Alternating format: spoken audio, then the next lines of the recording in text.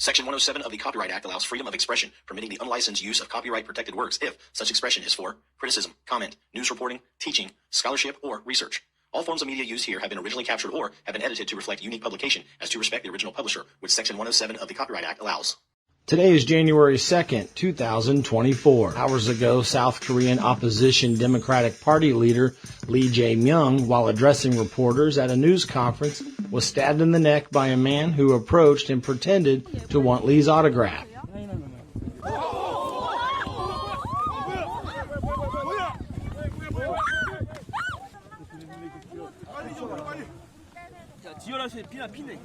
Lee Jae-myung is the leader of the Democratic Party of Korea and was even their presidential nominee in the 2022 election. Lee underwent emergency surgery today to repair a major blood vessel damaged in the attack. He is now conscious and recovering in intensive care. That's what's happening now on January 2nd, but what's to be found of this day in years past? On this day in 1988, a diesel oil tank collapsed, dumping an estimated 1 million gallons of fuel into the Monongahela River, 18 miles south of Pittsburgh. The river joins the Allegheny River in Pittsburgh to form the Ohio River, a water supply that eventually reaches the Gulf of Mexico after final passage through New Orleans.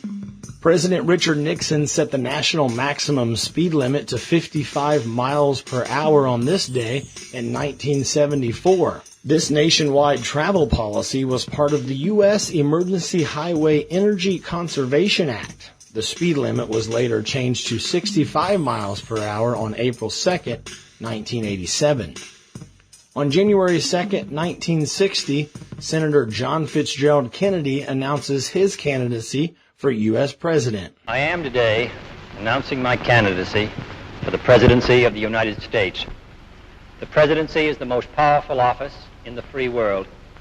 Through its leadership can come a more vital life for all of our people. In it are centered the hopes of the globe around us for freedom and a more secure life. Senator Kennedy, if you don't win the presidential nomination, will you accept the vice presidency? I shall not on any conditions be a candidate for vice president. If I fail in this endeavor, I shall return and serve in the United States Senate. The Union of Soviet Socialist Republics launched the Luna 1 spacecraft on this day in 1959. It was the first craft of record to leave Earth's gravity.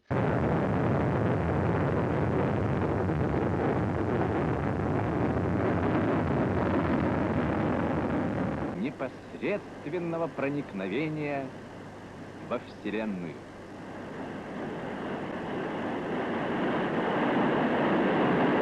The Luna missions were focused on the moon and its environment.